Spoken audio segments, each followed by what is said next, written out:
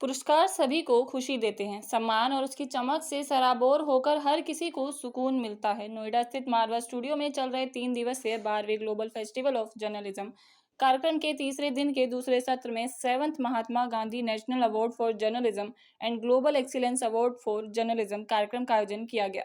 भारतीय संस्कृति के अनुसार दीप प्रज्वलन और गणेश वंदना के साथ कार्यक्रम की शुरुआत हुई। कार्यक्रम में डॉक्टर संदीप मारवा, इबोन बोनीला काउंसलर, नीरज ए शर्मा, रूही हक, स्तुति कक्कड़, देवदत्त शर्मा ने अपनी उपस्थिति दर्ज कराई। कार्यक्रम में उपस्थित सभी अतिथिगण को पुष्पगुच्छ देकर उनका स्वागत किया गया। डॉक्टर संदीप मारवा ने कहा कि हमें बहुत खुशी होती है जब हम जर्नलिस्ट को महात्मा गांधी पुरस्कार और ग्लोबल एक्सीलेंस पुरस्कार से सम्मानित करते हैं। पुरस्कार उन्हीं लोगों को दिया जाता है जो कठिन परिश्रम से काम करते हैं और अपनी मंजिल तक पहुंचते हैं। बता दें कि कार्यक्रम में ममता सोनी द्वारा लिखी किताब सुनहरी बसंत का विमोचन हुआ। साथ ही गणेश शंकर विद्यार्थी फोरम पोस्टर विमोचन किया और न्यूज़लेटर को रिलीज किया गया।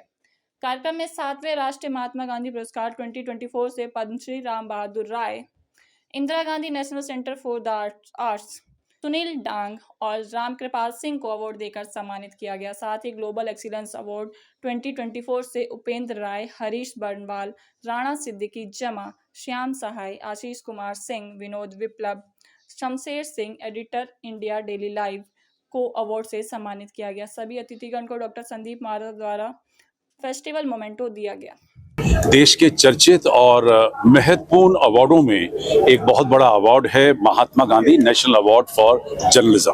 ये कहते हुए मुझे बड़ी खुशी होती है कि आज Mahatma Gandhi national award for journalism का कार्यक्रम संपन्न हुआ है और इसमें हम लोगों ने 3 लोगों को इस बड़े उच्च कोटि के अवार्ड से सम्मानित किया है। इसी के साथ global excellence award for journalism जिसमें 7 लोगों को सम्मानित किया गया है और ये कहते हुए बड़ा हर्ष होता है कि ये हमारा 7वां एडिशन था इस अवार्ड का, जबकि ग्लोबल फेस्टिवल ऑफ जर्नलिज्म का ये 12वां एडिशन है। लेकिन ये विचार थोड़ी देर के बाद आया था कि हमें ऐसे इस भव्य कार्यक्रम के अंदर ऐसा ही एक बड़ा अवार्ड देना इस पूरे कार्यक्रम को एक नया चार और चांद लगाकर दे सकता है। मुझे खुशी है कि देश के विभिन्न कोनों से लोग यहाँ पहुँचे हैं और धीरे धीरे इस अवार्ड की गरिमा और भी ज़्यादा बढ़ती चली जा रही है और आने वाले दिनों में मुझे उम्मीद है कि हम इस अवार्ड को किसी और बड़े भवन में या इसको विज्ञान भवन तक भी ले जाने की कोशिश करेंगे। बसंत पंचमी के इस महापर्व पर 12वां जर्नलिज्म महात्मा गांधी अवार्ड का जो महोत्सव श्री संदीप मारवा जी के द्वारा जो आयोजित किया गया है, अपने आप में ये अनूठा है। जर्नलिज्म का ऐसा कोई महोत्सव हमने नहीं सुना कि कहीं इतना बड़ी संख्या में लोग आते हों और इतने बड़े वरिष्ठ पत्रकार हमारे राम बहादुर राय जी हैं, आर.के. सिंह जी हैं और मिस्टर सुनील डंग जी हैं, उनको आज Mahatma Gandhi award for journalist दिया गया है तथा बहुत सारे हमारे देश से और भी पत्रकार आए जिनको कि अवार्ड आज दिए गए।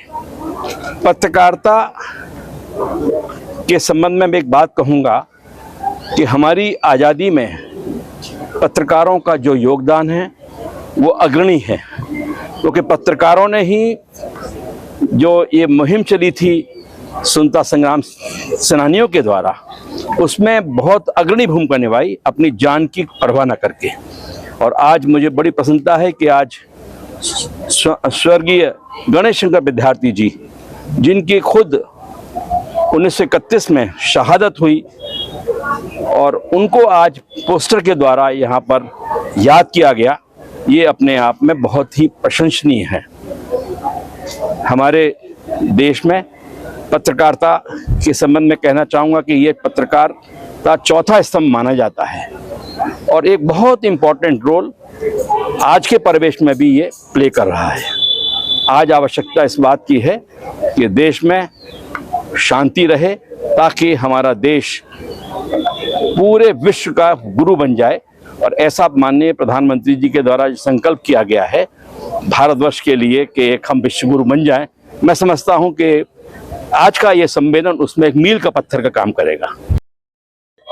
I have come many times to Marwa Studios and ICMEI and AAFT, and whenever I come here, I see that the quality of teaching, the quality of journalism here is at par with any international standard organization or institution. I want to send out one message to all the young budding journalists, and that is, please follow the path of journalism of truth. Mr. Sandeep Dang was just speaking inside, and he was talking of the same thing कि पत्रकारिता सत्य का मार्ग भूल चुकी है. So I would request कि please follow truth. जितनी सच्चाई सत्य में है, जो ताकत सत्य में है, किसी चीज में नहीं है. Oh, it's a wonderful experience. Every time I come to Marwa Studios, it is an experience that I carry a lot of memories with me, and I'm looking forward to the wonderful fashion show that the students put up at Marwa Studios, and I would love to come back here again. Yeah, it was a very nice experience. I feel very grateful because I know many people enjoyed our documentary. I know not many people know about my country, and I think now today they have at least a small idea about it. What would you say about this event, and what would you say about this event? It was a very nice event. It was actually it's my first time in Noida, I'm telling you, and I like it's a pleasure for me to participate in this event and to show about my country. Journalism एक ऐसा माध्यम है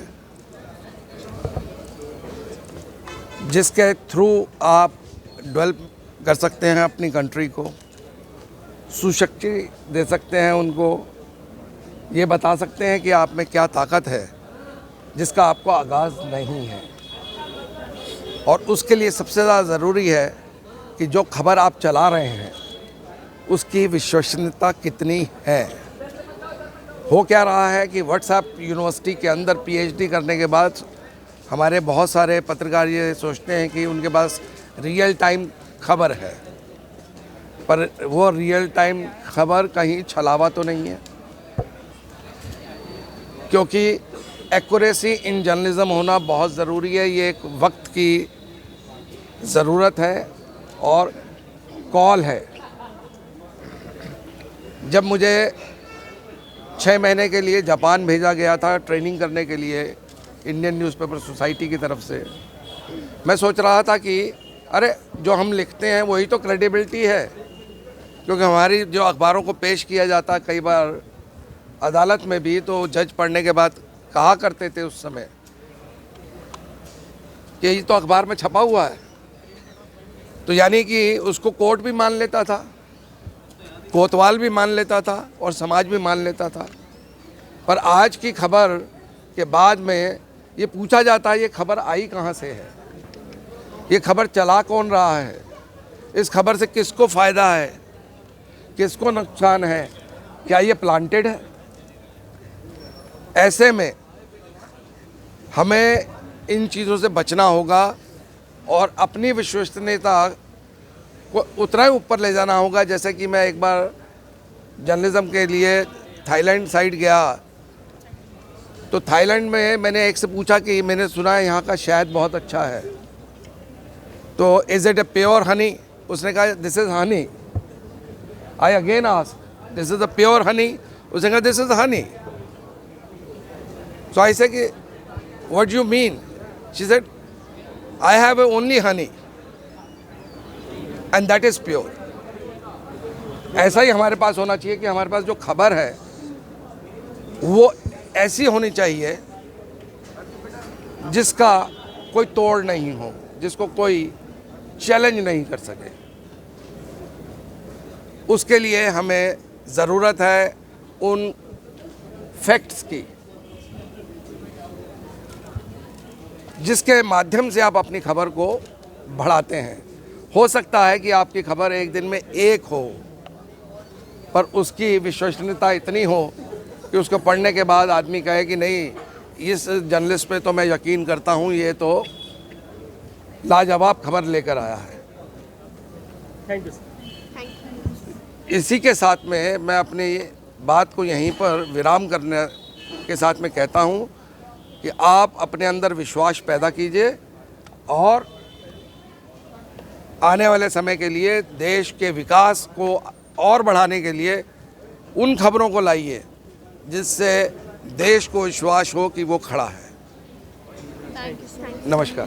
तो पत्रकारिता के क्षेत्र में जिन्होंने काम किया है उनको सम्मानित किया गया, तो इसके मौके पे मुझे भी एक सम्मान मिला है, जिसके लिए मैं मारवाड़ स्टूडियो और इंटरनेशनल जर्नलिज्म सेंटर को के प्रति बहुत बहुत आभार अपना व्यक्त करता हूँ। और जो यहाँ के स्टूडेंट हैं उनके लिए मैं कहना चाहता हूँ कि ये बहुत ही अच्छे फील्ड में और अच्छे समय पे आप लोग इस फील्ड में आए हैं। जब मैं आया था इस फील्ड में तो पत्रकारों को और पागल को एक ही समझा जाता था, मतलब जो पत्रकार बनते थे उनको समझा जाता था ये पागल हो गया। मतलब एक अगर फटा हुआ कुर्ता और टूटी चप्पल पहन करके एक थैला लटका करके जो चलते थे, दाढ़ी बढ़ाए हुए, तो उनको समझा जाता था पत्रकार है। और घर के लोग माथा पीट लेते थे कि पत्रकार बन गया। एक वो समय था जब बहुत ही कम पैसे मिलते थे, बहुत ही तरह की चुनौतियाँ थी। और आज एक समय है जब एक पत्रकार जो है वो लाखों की सैलरी मिल रही है और चमचमाती गाड़ियों में और बड़े बड़े बंगले में रहते हैं। और एक समय था जब उनको बहुत ही दिक्कत होती थी, कोई लड़की शादी करने के लिए तैयार नहीं होती थी। तो एक पत्रकारिता के दौर में इतना, इस दौर में जो बदलाव आया है, लेकिन साथ में आज उस समय का था दौर जब था तो जो पत्रकार बनते थे, जो पत्रकारिता में आते थे, उनका एक जुनून होता था, समाज के लिए कुछ करने का जुनून होता था। आज जो पत्रकार बन रहे हैं उनके पास शायद जुनून, मतलब कैरियर का एक तो है कि कैरियर बनाना है, जुनून नहीं है कि समाज के लिए कुछ करना है। उनको उनका ध्यान ज़्यादातर लोगों का मतलब इस पे होता है कि ज़्यादा से ज़्यादा सैलरी मिले, बड़े बड़े चैनल में जाएं और उनको हर तरह की सुविधाएं मिले।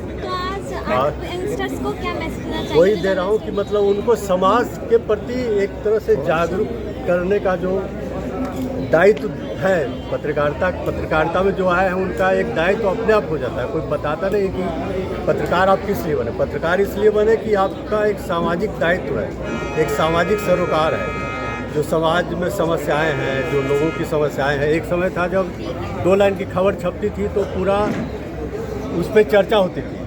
किसी आदमी के बारे में अगर 2 लाइन छप गया कि कोई दिक्कत है तो उसका समाधान तुरंत हो जाता था। अब दिन रात चैनल में कुछ भी खबर चलाते रहिए किसी के बारे में, कोई किसी को फर्क नहीं पड़ता है। तो ये अंतर हो गया कि जो 2 लाइन की खबर छपती थी उसका जो महत्व उस समय था, आज दिन रात जो चैनल पे बैठ करके और उसके बारे में डिस्कशन करते रहते हैं, उसका कोई महत्व ही नहीं है। तो जो आपकी एक जो महत्व है, जो 2 लाइन 4 लाइन की खबर छपने का जो महत्व था, आज दिन भर बैठ करके दिन रात चैनल में किसी के बारे में कुछ भी खबर चलाइए, उसका कोई महत्व नहीं है। ठीक है।